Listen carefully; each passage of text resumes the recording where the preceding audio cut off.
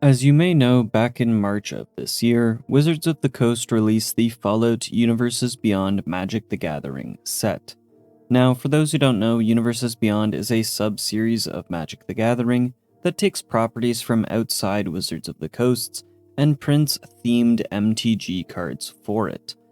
Some of these cards are unique to the set, and others are Fallout-ified versions of past Magic cards.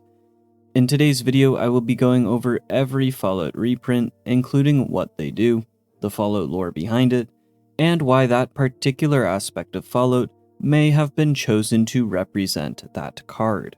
Without further ado, let's get into it. All That Glitters is an enchantment aura that gives a +1/+1 counter to enchanted creature for each artifact and/or enchantment you control. The art depicts a Wastelander winning big at the Lucky 38 casino, with their hands overflowing with caps. The flavor text reads, "Sooner or later, the house always wins." The name All That Glitters is a play on the saying, "All that glitters is gold," and as past printings also show someone coming into a great amount of wealth, it's only fitting that the Fallout-themed card shows someone winning big at the casino. Austere Command is a white sorcery that acts as a situational board clear, doing 2 of 4 things. The card art depicts 3 bobbleheads melting in the hot wasteland sun. As the card is able to destroy all artifacts, and the bobbleheads appear as artifacts in the Fallout set, the art for it makes quite a bit of sense. Captain of the Watch is our first creature. It's a 3/3 white human soldier with vigilance that gives other soldier creatures +1/+1, vigilance, and it creates 3 soldier tokens. It does a whole lot, working best in decks themed around soldiers. The art shows a woman with what looks to be a laser rifle, standing watch while her chums are sitting around a fire. At first I thought she was a Brotherhood of Steel soldier, but on her chest plate is what looks to be a red star, possibly indicating that these folks are part of the Chinese remnant forces, or are maybe even part of the Shi. Regardless, it's a pretty sweet looking card. Crush Contraband is a white instant card that can exile an artifact, enchantment, or both. The card shows a Brotherhood of Steel knight crushing the head of an Assaultron. The flavor text reads, "This tech is unworthy of preservation." What's fun is that the Fallout card is very similar to the original card art, a hulking brute crushing some piece of advanced tech.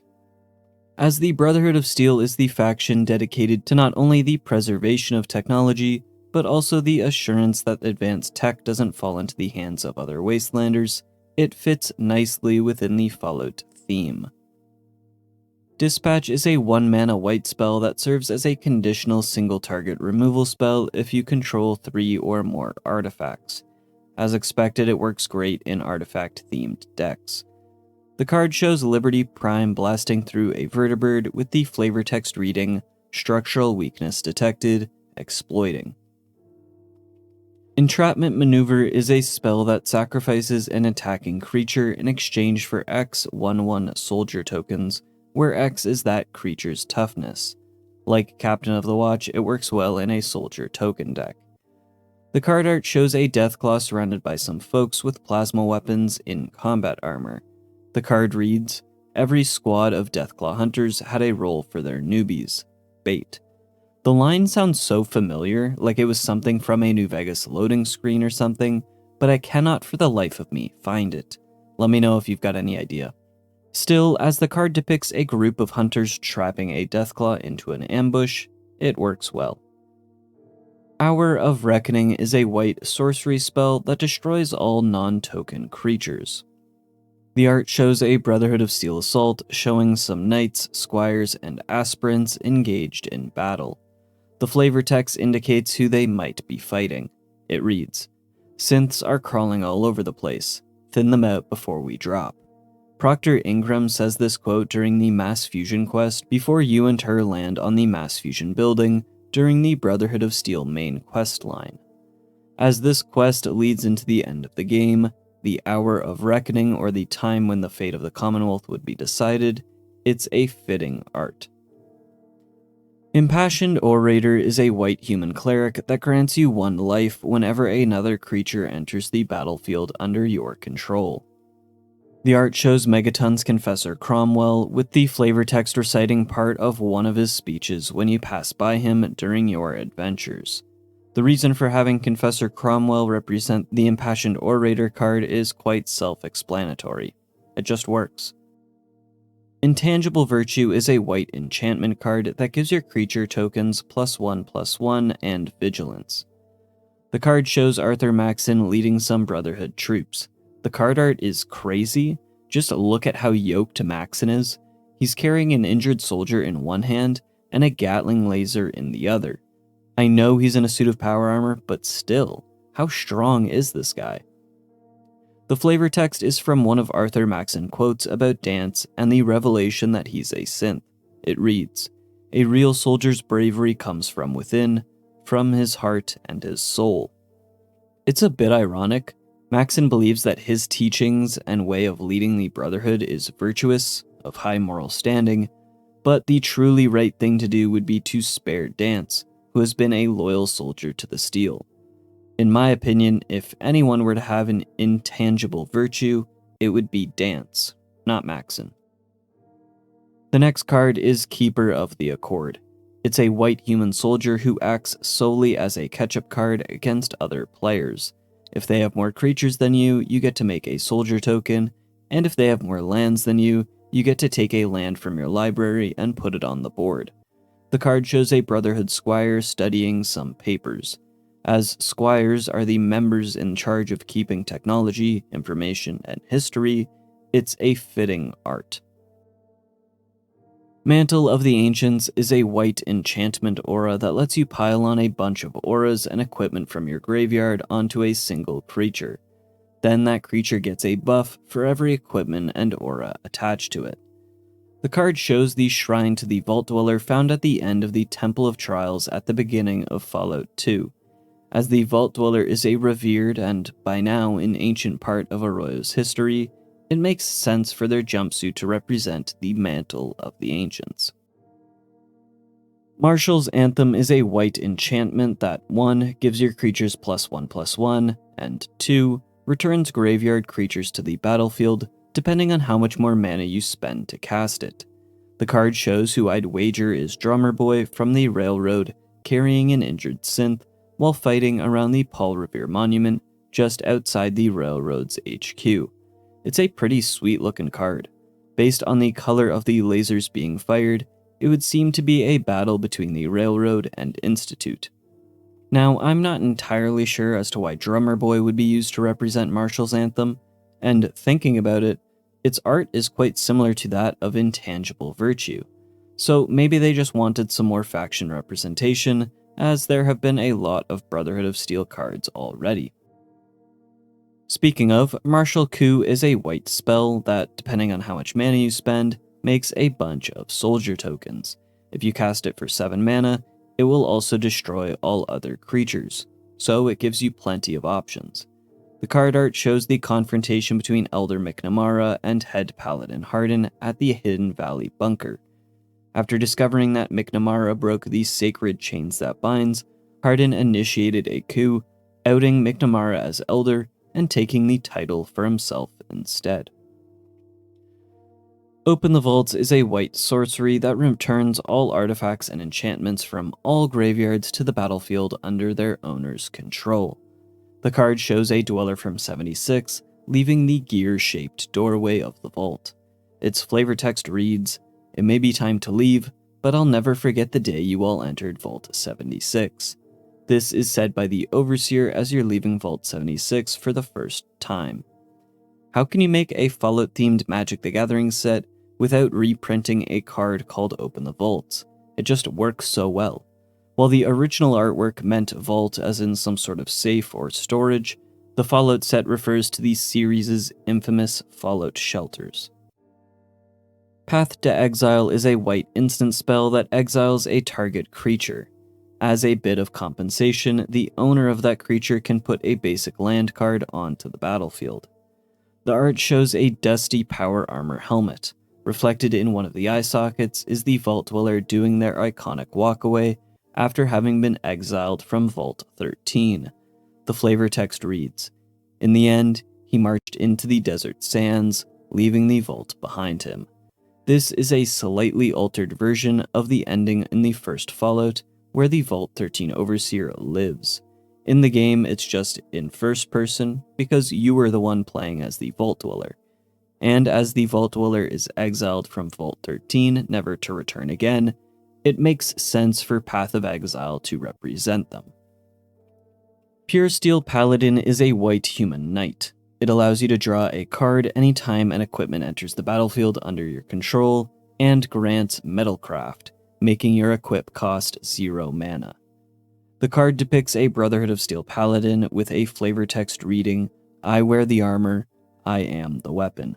As far as I know, this isn't a quote from the games, but I could be mistaken. And I shouldn't really need to explain why Pure Steel Paladin made it into the Fallout set as a reprint. It's obvious. Secure the Wastes is a white sorcery spell that makes a number of warrior tokens depending on the amount of mana spent to cast it. The art shows what I imagine to be some NCR Rangers. However, instead of them being adorned in their armor from New Vegas, they're sporting the classic Fallout 2 combat armor with the green top and orange pants. The flavor text comes from the notorious New Vegas idle dialogue. Patrolling the Mojave almost makes you wish for a nuclear winter.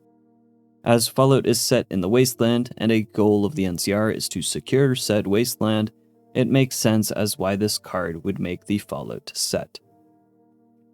Single Combat is a sorcery that acts as a sort of board wipe. Each player chooses one creature or planeswalker to keep, and then they're forced to sacrifice the rest. Then, players can't cast any more creatures or planeswalkers until the end of the caster's next turn. The art shows Fallout force Kate in a single combat against an opponent in the combat zone.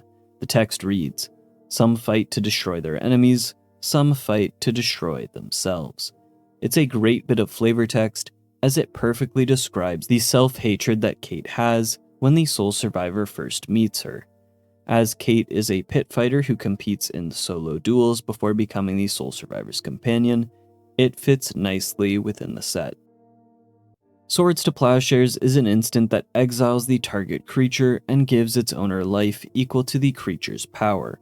The card depicts some Mr. Farmhands at the Volt Tech Agricultural Research Center in Appalachia.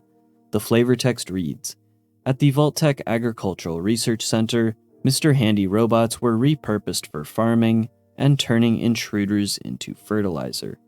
Honestly, any notable settlement could have been chosen for this card art, but I suppose there's a bit of irony having deadly Mr. Handy farming robots represent the card.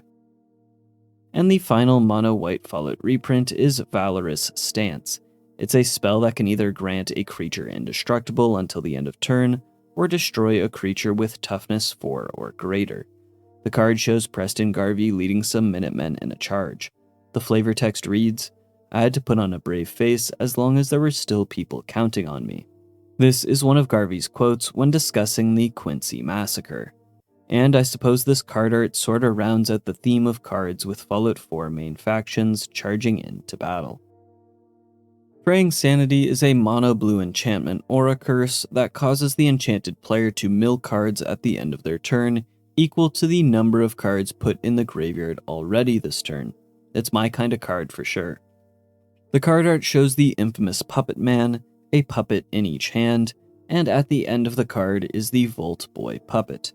The flavor text reads, The king has been murdered. It's regicide. Volt Boy, what did you do? What did we do?" This is a quote from the Puppet Man comic when the Puppet Man started to have a mental breakdown, believing his puppets to be real. The death of the king puppet is what led the Puppet Man to leave his vault. As the Puppet Man is a man who had gone mad thanks to the vault experiment he was subjected to, it makes sense for his card to be Fraying Sanity. Glimmer of Genius is a blue instant that does a bunch of things. It lets you scry 2, draw 2, and then gives you 2 energy counters. The art shows Dr. Madison Lee working on an Institute terminal, seemingly having had a breakthrough. Eureka. The flavor text reads, Dr. Madison Lee's genius was an asset for both Project Purity and, later, the Institute. Madison Lee is one of the brightest post-war minds in the Fallout franchise. It's her work that led to the activation of Liberty Prime not once, but twice. That's likely why she was made the face for Glimmer of Genius.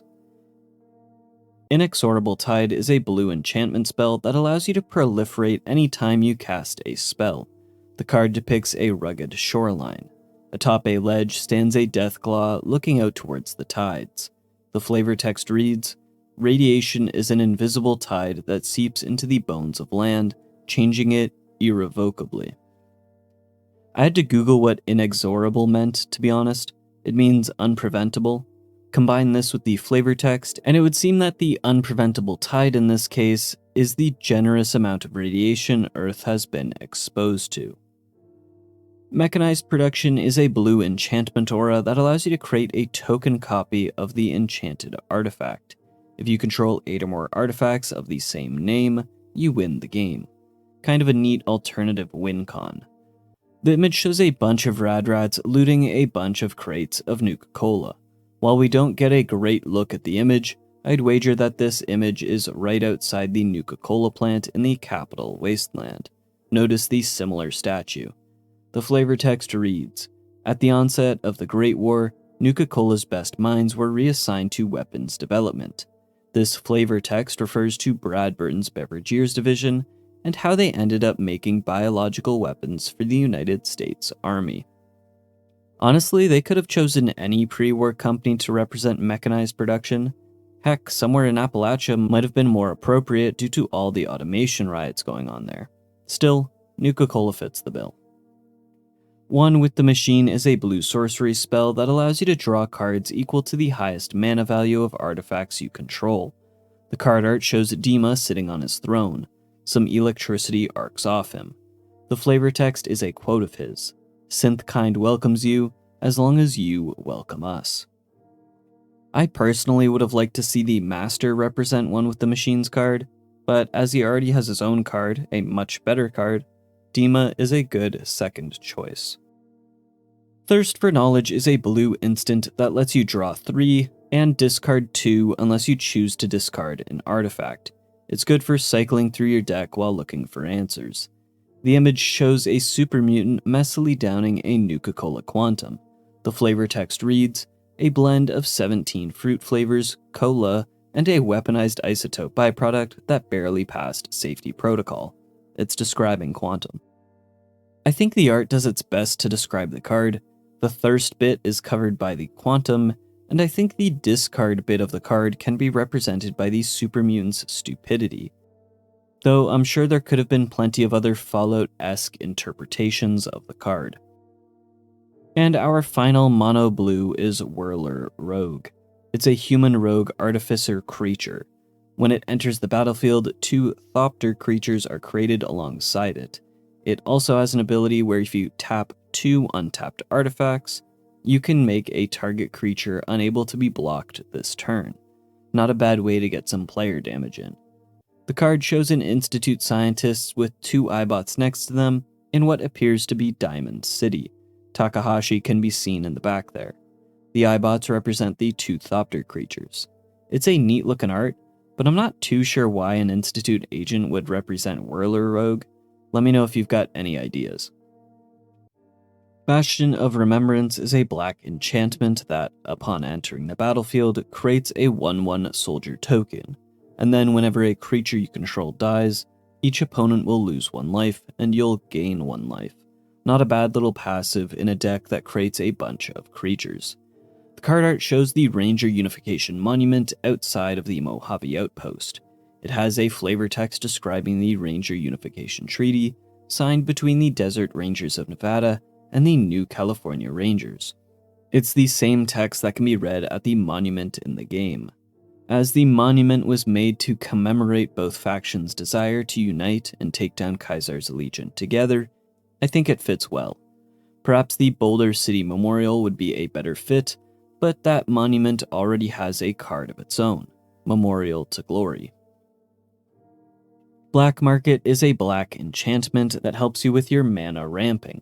Whenever any creature dies, a charge counter is added to the card, and then at the beginning of your pre-combat main phase, you get to add a black mana for every charge counter on the card.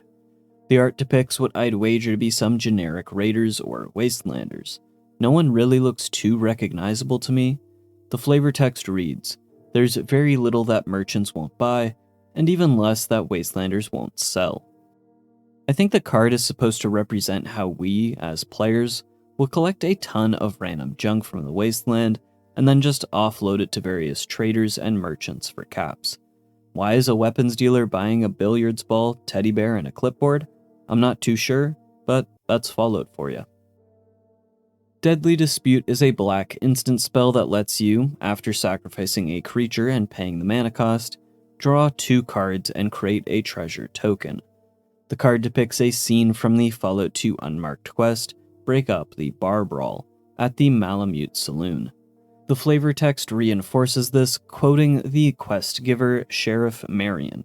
"You go break up that bar brawl yet? People are gonna get hurt unless you step in." I think it fits well into the set.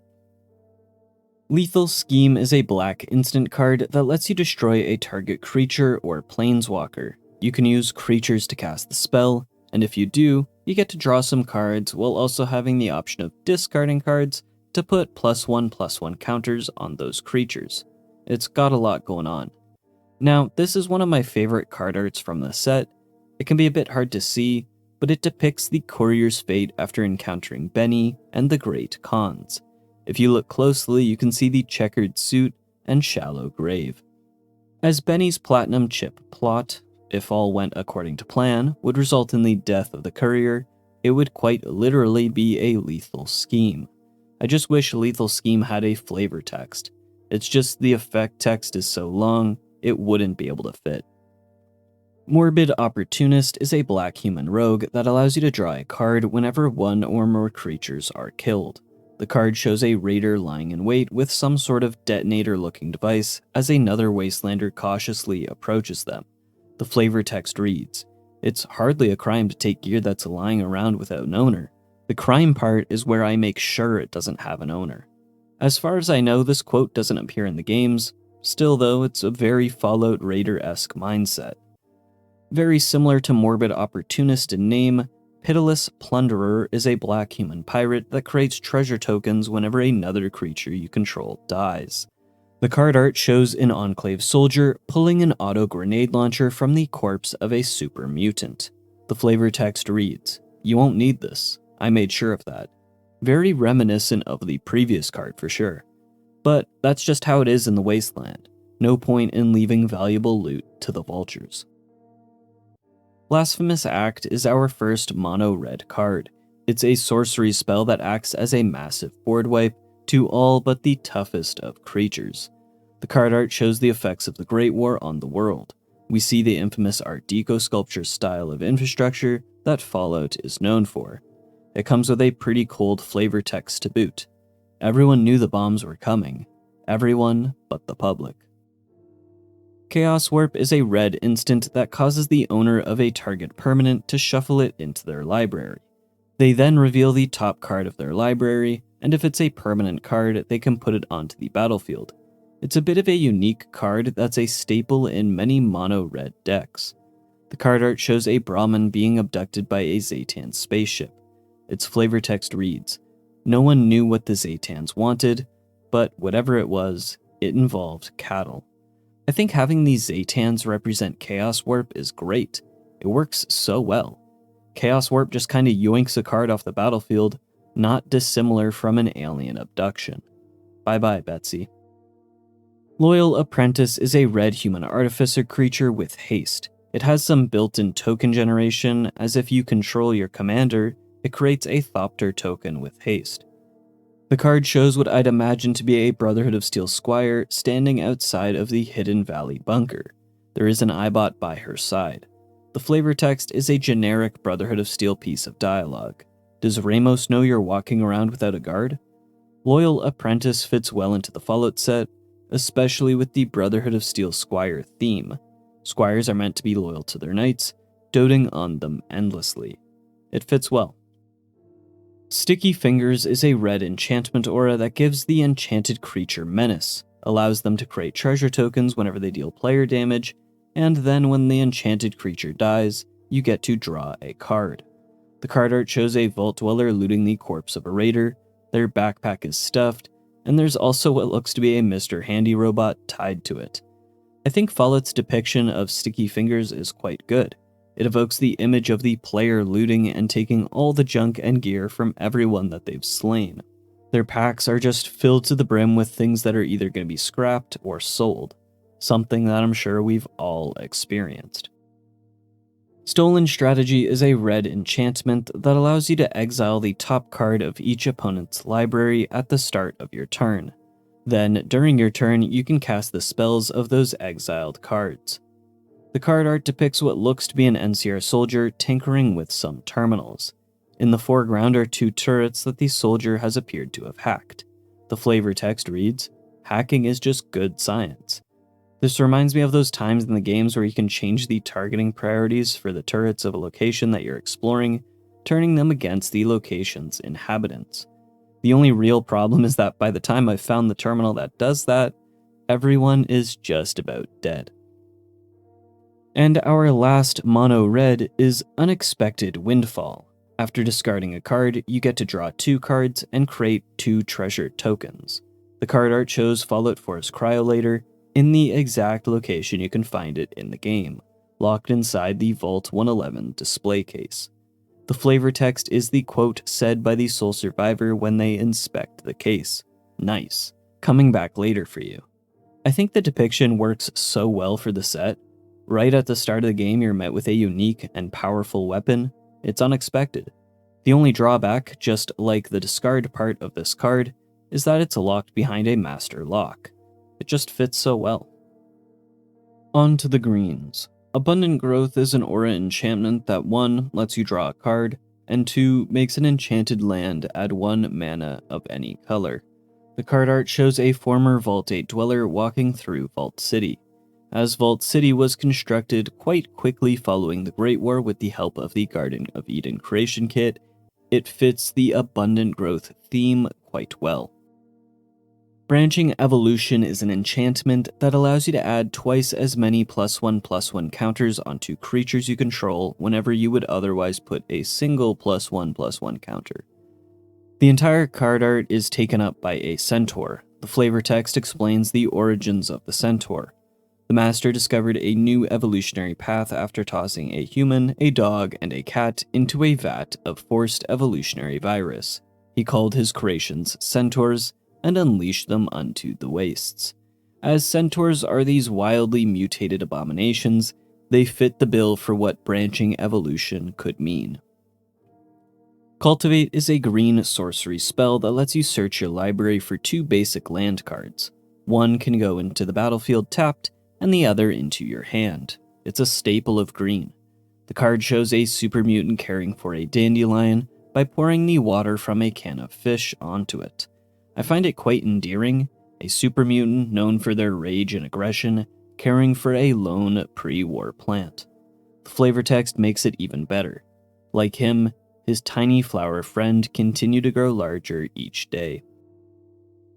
Farseek is another green staple for multicolored decks. It allows you to put a plains, island, swamp, or mountain onto the battlefield tapped. The card depicts Marcus standing on the cliffs of Mount Charleston looking into the valley that would eventually become a safe haven for all super mutants, Jacobstown. The flavor text reads, "Me and Jacob went separate ways after the business with the rig. I went east into the Rockies, looking for mutants like myself." Now, while the flavor text might have Marcus's timeline wrong, as he and Jacob went their separate ways well before the destruction of the Enclave oil rig, it's still a pretty cool card. Marcus left California to seek out a safe haven for other super mutants and former Unity members. It's a good fit. Fertile Ground is an enchantment aura that makes it so when you tap an enchanted land, you can add an additional mana of any color. The card art shows a barren wasteland scene. There's a carcass, some glowing green spouts of radiation, and a small farm settlement in the background. It seems a bit too generic for me to be able to decipher where this actually is in the Fallout world. Its flavor text reads, "Fertile does not always mean safe." The card art fits the card well. While the land shown was once farmland, radiation after the Great War has caused it to become too hostile to do any farming. It's neat. Guardian Project is a green enchantment that makes it so whenever a non-token creature with a unique name enters the battlefield, you get to draw a card. The card art shows the Master from behind looking onwards as a newly created super mutant emerges from a vat of FEV. The flavor card is a quote from the Master. "They will give me the army I need to bring peace to the entire wasteland." I suppose using the Master and his army as the image to represent a card that rewards players for having uniquely named creatures is a bit ironic, considering the Master's army is called the Unity, and that many super mutants do look quite similar to one another. Hardened Scales is a green enchantment, quite similar to Branching Evolution, except instead of getting to add twice as many +1/+1 counters to a creature, you can only add an additional one. Instead of 1, it's 2, and instead of 2, it's 3, and so forth. The card art shows a glowing Deathclaw eating some shots as it shouts a war cry in combat.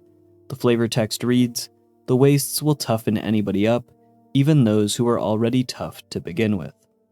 I think using a glowing creature to represent this card is a great choice. In Fallout 4 and 76, glowing creatures are essentially the tougher versions of their normal counterparts, so it's exactly like they've got hardened scales.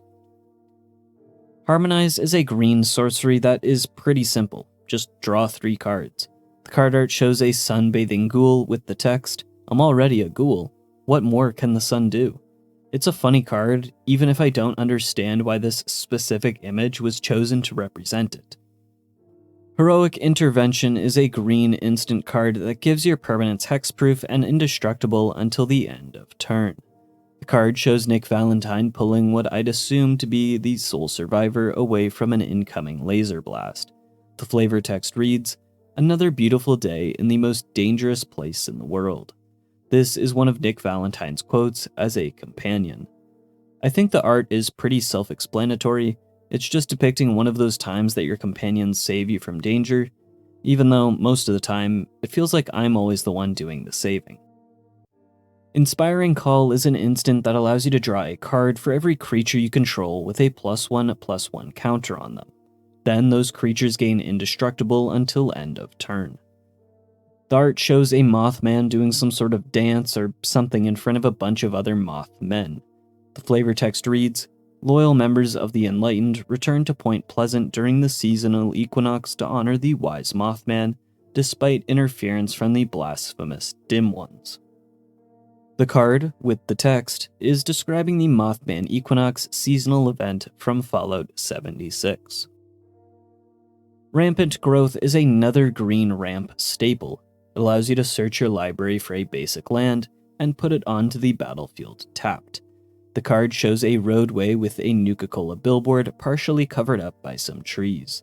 The flavor text reads, "Freed from human industry and sheltered from nuclear destruction, Appalachia's plant life finally had a chance to flourish." Judging by how lush Appalachia is in Fallout 76, choosing it as the card art was a great choice.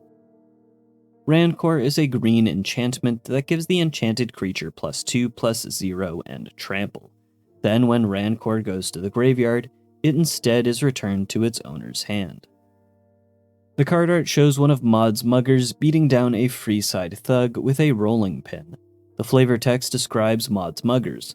Rancorous Ruth, Malefic Maud, and Irate Ida form the core of Maud's muggers, Freeside's most terrifying villains. It's a hilarious card that perfectly captures the absurdity of Fallout New Vegas' Wild Wasteland trait. Squirrel Nest is a green enchantment that makes it so whenever you tap an enchanted land, you also get to create a squirrel creature token. The card shows, as you might have guessed, a squirrel's nest. Except instead of the furry squirrels that you or I know, it shows the Fallout version, the ones that look like they're begging to be put out of their misery. The flavor text reads, "In the wasteland, the rad squirrels have their eyes out for you." As Fallout 76 introduced squirrels as a living critter, the Squirrel Nest card fits nicely into the set. Tireless Tracker is a green human scout that creates a clue token whenever a land enters the battlefield under your control. And then whenever you sacrifice a clue, you get to put a +1/+1 counter on Tireless Tracker. The card shows a wastelander following the tracks of what I'd guess to be a rad stag. Just like Harmonize or Fertile Ground, the card just seems to be another one of those generic cards that don't have much else to them. Our final mono green card is Wild Growth. It's an enchantment aura that makes the enchanted land add an additional green mana. The card art shows one of the Myers Strangler vines. The flavor text reads, "Our researchers noted a sense of euphoria and claimed to hear incomprehensible voices. Extreme measures will need to be taken to cull this organism." The text is taken from a terminal entry in the Enclave Research Facility. As the Meyer region experienced a sort of wild growth after Vault 94's Gek exploded, choosing one of the Meyer's fauna to represent the card only makes sense. We're on to the multicolored cards now. Anguished Unmaking is a white-black instant card that lets you exile a target non-land permanent at the cost of not only the mana value, but also 3 life. Not a bad trade to just delete something from the game. The card shows a scene moments before James's death in Fallout 3. Colonel Autumn lays unconscious next to him as he places his hands against a glass pane. The flavor text reads, "James flooded the room with radiation, ensuring Project Purity would not fall into Enclave hands. With his last breath, he told his child to run." I think this scene fits the card well. James sacrificed himself, the losing 3 life, in order to keep Project Purity from falling into the hands of the Enclave. He exiled the Enclave. Assemble the Legion has to be the biggest no-brainer reprint for the Fallout set. It's a red-white enchantment that lets you create an increasing amount of soldier tokens. If left unchecked, you can just flood the board with tokens. The card art depicts an army of Caesar's Legion soldiers. I don't think I need to explain further. Behemoth Sledge is a green-white artifact equipment that gives the equipped creature +2/+2, trample, and lifelink. The card art shows a Nightkin wielding a super sledge. The text reads, "A popular weapon with the muscular crowd." While the sledgehammer that super mutant behemoths use is quite literally a fire hydrant, the super sledge is the second biggest sledgehammer we see in Fallout. Biomass Mutation is a green-blue instant that makes your creatures have a base power and toughness relative to how much mana you use to cast the spell. The art would seem to depict several humans in the middle of transforming into super mutants. The flavor text reads, Vault 87's evolutionary experimentation program exposed subjects to an airborne version of FEV. Rapid physical enhancements accompanied sharp mental regression, and the oldest mutants would become the most feral. I mean, for a card called Biomass Mutation, you had to choose some sort of mutation to show, so why not Vault 87's EAP? Casualties of War is a green-black sorcery card that can destroy up to 5 target permanents. It shows 2 skeletons sharing a milkshake. While the flavor of milkshake is unknown, the flavor text is the series' tagline, War. War never changes. While the card art could have displayed just about anything related to the Great War, I think showing the mundaneness of 2 people on a date really encapsulates who loses in war: the civilians. Corpsejack Menace is a green-black fungus creature. It's the creature version of Branching Evolution, where you add twice the amount of +1/+1 counters whenever a creature is given +1/+1 counters. The card art depicts a spore carrier. The flavor text reads, Vault 22's experiments were supposed to yield plentiful plant food for the survivors. Ironically, the survivors were plentiful food for the plants. Yeah, the spore carriers and Vault 22 are an iconic part of New Vegas. Not including a fungus creature to show them off would have been criminal. Fervent Charge is a red-white-black enchantment that gives any attacking creatures you control +2/+2 until the end of turn. Card depicts an NCR Ranger leading a charge of NCR troopers in Freeside. See the sign there. The flavor text reads, NCR's Rangers were feared far and wide. Even Kaiser's Legion respected them in single combat. This is another one of those cards that shows one of the main factions charging into battle. This time it's the NCR. I will say that it seems weird that the flavor text mentions Kaiser's Legion, but being that the art shows Freeside, they're likely leading a charge against the Kings. Find and Finality is a green-black split card.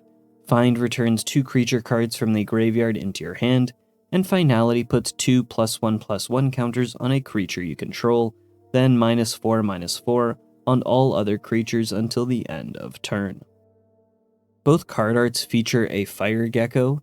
Find shows them scavenging amongst a pile of corpses, and Finality shows the giant gecko terrorizing the people of Goodsprings, as that looks like the Prospector's Saloon. General's Enforcer is a white-black human soldier creature that makes legendary humans you control indestructible. It also has an ability that allows you to make some human soldier tokens. The art shows an NCR Ranger carrying what looks like a Gauss rifle. Behind them are a couple of other NCR soldiers. The flavor text reads, A veteran Ranger inspires awe. Stick around for when they get here, you'll see. As the Rangers are the NCR's most elite soldiers, they're a great choice to represent the General's Enforcer card. Heroic Reinforcements is a red-white sorcery that not only makes 2 soldier tokens, but also gives your creatures +1/+1 and haste. The Fallout version of the card is quite strange. It shows some troopers jumping out of a vertibird and rushing into combat. The weird bit is that I'm unsure what faction these troops belong to. The only factions that we know that have access to vertibirds are the Enclave, Brotherhood of Steel, NCR, and I guess the Responders, but these troops don't really look like any of those groups. Even weirder is that the flavor text is a quote from the Railroad's leader, Desdemona, but as far as we know, the Railroad doesn't have access to vertibirds. So, alas, who knows? Putrefy is a black-green instant spell that destroys an artifact or creature and makes it so that it can't regenerate. The art shows a glowing one with fungi and roots growing on it and around it. The flavor text reads, Even in death, a glowing one can emit a lethal amount of radiation. The fungus doesn't seem to mind though. It's a pretty rad-looking card, pun intended. As ghouls give off a rotting and decaying appearance, they're a great choice to represent Putrefy. Ruinous Ultimatum is a red-white-black sorcery spell that destroys all non-land permanents your opponents control. The card shows Kaiser with some soldiers standing in front of what I'd wager to be an NCR outpost or base. The flag there kinda resembles the NCR one. The flavor text reads, It was my responsibility to bring the torch of knowledge to the wastes. A quote of Kaiser's when asked about his time in the Followers of the Apocalypse. As Kaiser is a military leader who brings destruction and death anywhere he goes, he fits the bill for Ruinous Ultimatum. Wake the Past is a red-white sorcery that returns all graveyard artifacts to the battle and gives them haste until the end of turn. The card shows a storage full of Assaultrons, some offline and others not. The flavor text reads, Everyone thought Robco's Assaultron reserves were decimated in the Great War. In reality, they were merely dormant. It's a pretty neat interpretation for Wake the Past.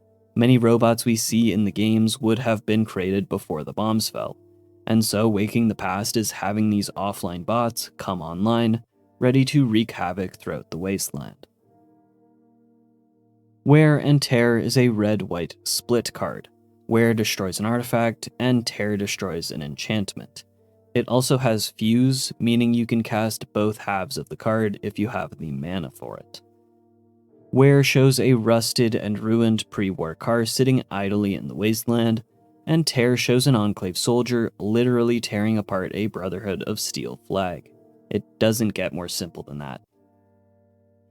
Winding Constrictor may be the least Fallout card in the entire Fallout set.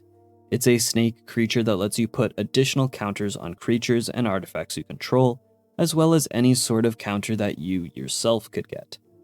The card art shows a never-before-seen giant mutant snake with multiple heads, a serrated body, and spiked tail. I say it's huge because that looks like a wooden pallet in the background, so this thing must be massive.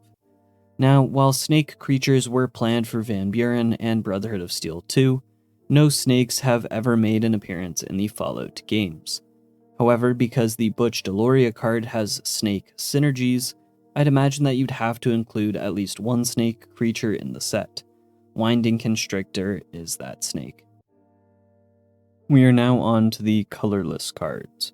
Arcane Signet is an artifact that helps with mana generation. Solid card that can be found in just about every commander deck. The card art shows one of Nate and Nora's wedding bands resting on a table. In the background is a broken picture frame of the family. The flavor text reads, "Something to love, honor, and cherish, and a reminder of someone who once did that for you." This is one of the more obvious choices when it comes to card arts. If you're going to put an Arcane Signet in the Fallout set, why not make it the only equipable ring in Fallout 4? Basilisk Collar is an artifact equipment that gives Death Touch and Lifelink to the equipped creature. The card art shows Dogmeat wearing a reinforced dog collar. The flavor text reads, "A mark of companionship, not subservience." Pretty obvious explanation, right? Bloodforged Battle Axe is an artifact equipment that gives the equipped creature +2/+0. In addition, whenever the equipped creature deals player damage, you get to create a token copy of Bloodforged Battle Axe. The card art shows Grognak's axe with the text, "With just his trusty axe, Grognak became king." Grognak is a fictional barbarian within the Fallout universe. A replica of his weapon can be found and used in Fallout 4. Brass Knuckles is an artifact equipment that copies itself upon being casted and gives the equipped creature double strike as long as 2 or more equipment cards are attached to it. The card shows a raider wielding a pair of brass knuckles. Simple as. Champion's Helm is an artifact equipment that gives the equipped creature +2/+2, and if the creature is legendary, it gains hexproof. The card art shows Fallout 76's Centurion Helmet. Again, another pretty self-explanatory one. Contagion Clasp is an artifact that puts a -1/-1 counter on target creature when it enters the battlefield. It has an ability that allows you to proliferate. The card art shows a super mutant wearing some sort of Institute-made collar. It looks like it's a way to inject FEV into the wearer. As the Institute is responsible for the creation of some super mutants, this checks out. Everflowing Chalice is an artifact that can help with some mana generation. The card art shows the Vault 13 Canteen, and as the Vault 13 Canteen provides a near-endless supply of water to the courier during their travels, it only makes sense to use it to represent Everflowing Chalice. Explorer's Scope is an artifact that can help you get more land cards onto the battlefield. Its art is just a pair of binoculars. Like many of the artifacts, it's pretty self-explanatory. Fire Shrieker is an artifact equipment that gives the equipped creature double strike. The card art shows a raider wielding a flamer and just torching their surroundings. The flavor text reads, "The flamer is a specially engineered flamethrower suited for extended combat engagements. It delivers sustained energy damage and can completely immolate a target." Again, pretty self-explanatory. Lightning Greaves is an artifact equipment that gives target creature haste and shroud. The card art shows a Vault Dweller jumping roof to roof while wearing some leg armor. The flavor text reads, "No matter how big the fall is, you're safe as long as you land with both feet." I think the card is meant to represent the free fall legs from Fallout 4.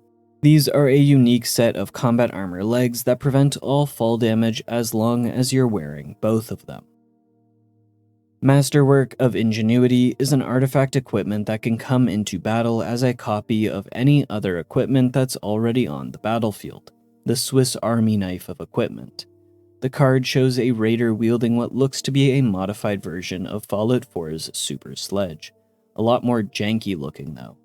The flavor text reads, "It's not a perfect replica, but your skull won't know the difference." This alludes to the card's ability. Mind Stone is an artifact that allows you to add a colorless mana to your pool, and it can also be sacrificed to draw a card. The card art shows a Vault-Tec branded ball. It reads, "When facing a crisis, don't forget to squeeze your official Vault-Tec stress ball."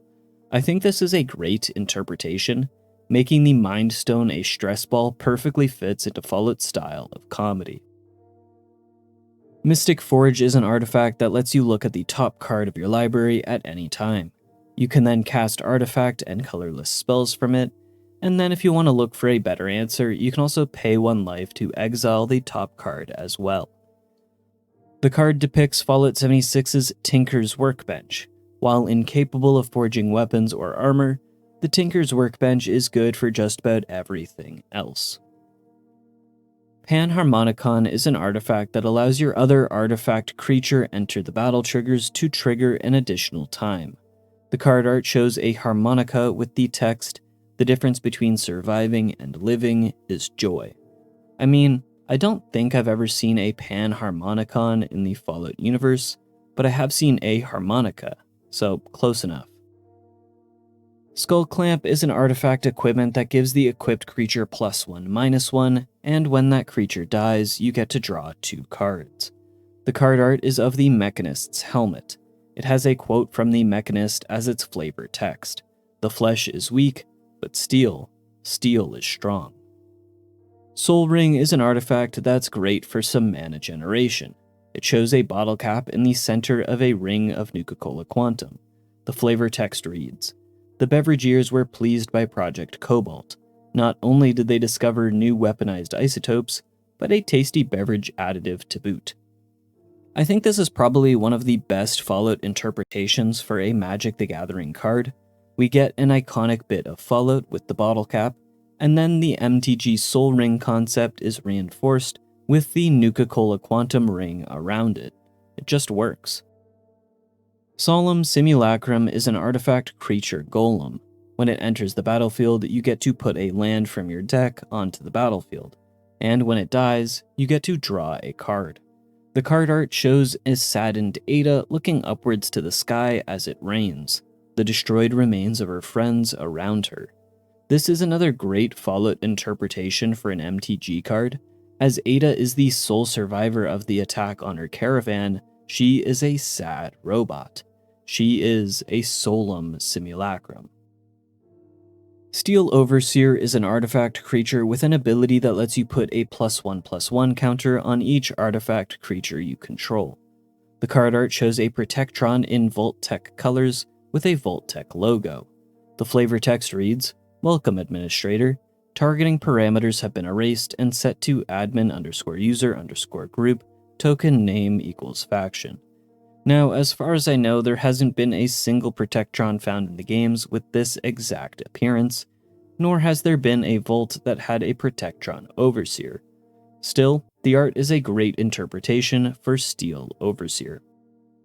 Swiftfoot Boots are an artifact equipment that gives the equipped creature hexproof and haste. The card shows a pair of rollerblades that attach to your shoes. The flavor text reads, "I don't need brakes. I usually find that if something stops me, it's interesting enough to stop for." While rollerblades can be found in Fallout, unfortunately they cannot be equipped. Honestly, screw having working vehicles, just give me a pair of Heelys. Now we've got a bunch of talismans. As they all kind of do the same thing, they're all represented by kind of the same thing, and that is the perk magazines. Talisman of Conviction is depicted by a copy of The Unstoppables issue number 2. Who can stop the unstoppable Grog Narok? Grognak, Silver Shroud, Mantaman, Mistress of Mystery, the Inspector. The heroes united to become the Unstoppables. Talisman of Creativity is depicted by a copy of Astoundingly Awesome Tales, Science Gone Mad, My Brain and I, A Twisted Love Tale. Science fiction? Not anymore. Now these tales are science fact. Talisman of Curiosity is represented by a copy of the Wasteland Survival Guide, issue number 7, Water Aerobics for Ghouls.